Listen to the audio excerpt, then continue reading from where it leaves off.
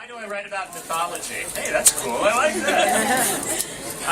I've liked mythology since I was in middle school, and I was a middle school teacher for a long time, and I always liked teaching mythology.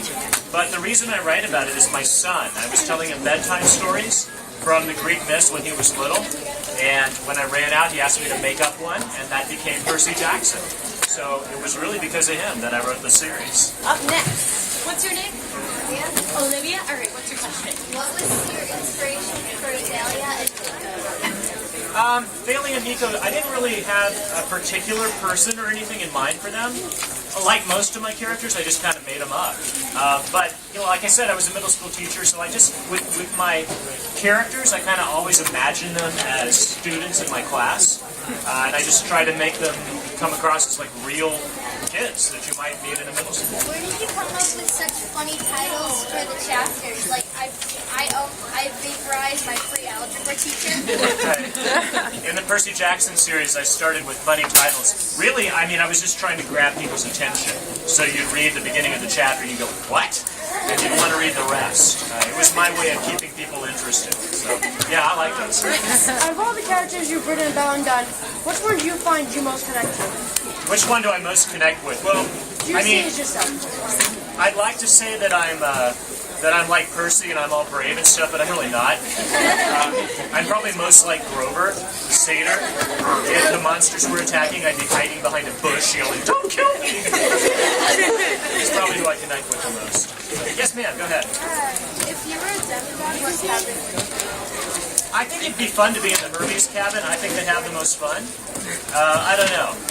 That's probably my favorite, but I wouldn't want to be in one of the cabins like Zeus or Poseidon where there's nobody in there except me. That'd be kind of a bummer.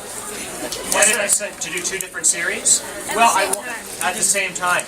Well, I wanted to do a series on Egypt, and I also wanted to do some more on the Greek and Roman, and I knew that you guys don't like to wait. So I figured you wouldn't like it very much if I waited on either series 2 years between books. So I told myself, you know, I'm going to have to speed things up. It usually takes me 1 full year to write a book, but I have managed to speed it up by not traveling as much and, you know, cutting some stuff out from my schedule, that now I can do a book every 6 months. So I'm going back and forth between the two series. It lets me do twice as much and have a good time doing two different things. What is your favorite book?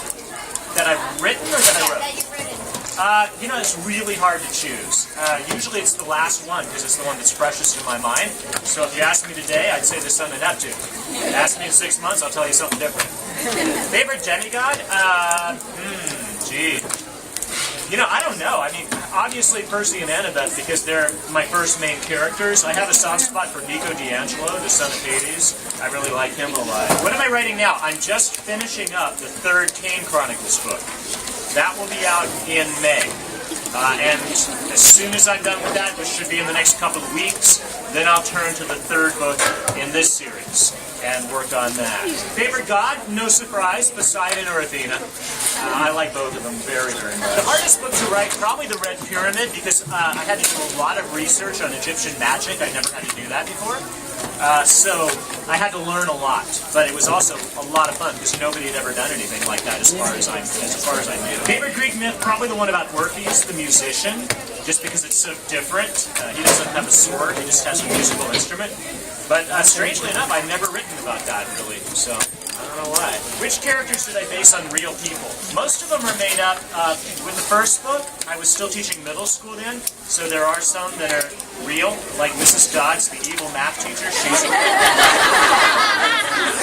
Her name really is Mrs. Dodds. I just did that to be funny. Travis and Connor Stoll, those are former students of mine. Beckendorf is a former student of mine. Mr. Bruner, who turns out to be Chiron, he was a real teacher at the school where I taught. I left town right after that, I don't know. Are you Greek? No, I'm not Greek at all. I'm Irish, actually. But, you know, I don't think you need to be Greek to appreciate Greek myths. You know, I've never been to Egypt either, but I love Egyptian mythology. Would I rather be at the Roman or Greek camp? I don't know. I know Camp Half-Blood better since I've written about it more. So it's probably not, you know, an easy question, but I really liked making up Camp Jupiter because I had never, you know, had to like make up Percy's world from scratch all over again before, and that was a lot of fun. I love New Rome. I'd like to have like a condo there. That'd be awesome. What inspired me to be a writer? My 8th grade English teacher. I wrote this story for her, and she said, "Rick, you ought to send this in." I did. It got rejected right away, but I kept at it. You know, it took me years and years and years to become a writer. I wasn't published until I was like 29. So if you want to write, just don't give up. Because if I had given up when I got that rejection, I wouldn't be here. Keep at it.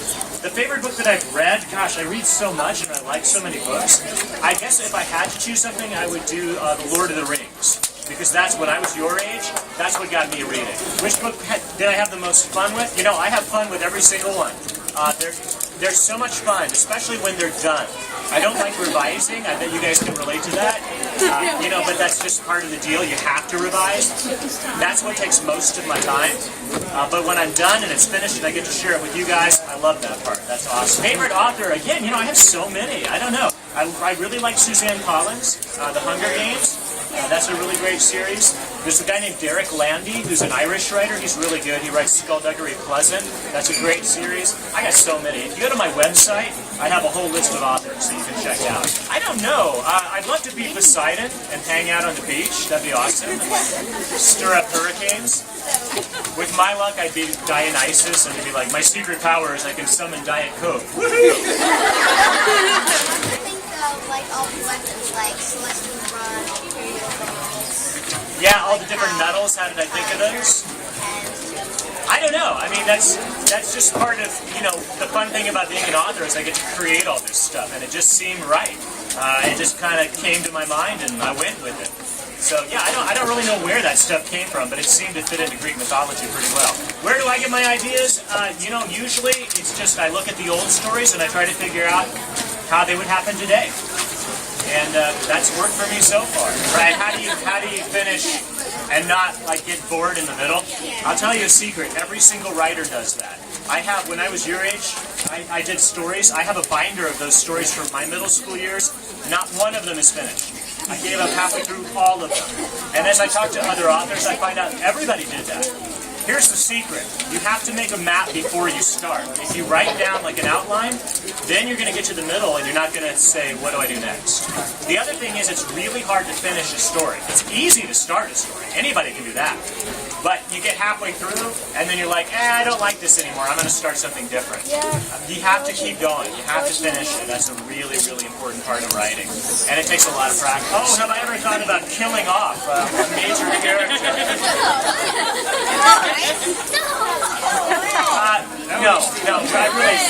No, I mean, I think that you guys would be so mad if I did that. No, I think that would kind of be not so great. So no, I think that's not really fair to the readers to do that. I like to put them in danger, but I don't think I'd ever actually kill them off. Did I pick up any languages while writing the books? No, I don't. I mean, I don't really speak anything very well except for English. I talked to a classics professor, and he helped me name Anaklusmos, the sword, Riptide, but I don't speak ancient Greek. I know a little bit of Latin, but not very much. So no, I'd love to say that I got bilingual in the process, but nah, I didn't. Well, thank you guys, and I think we're going to get you guys lined up in a second. You just sit tight.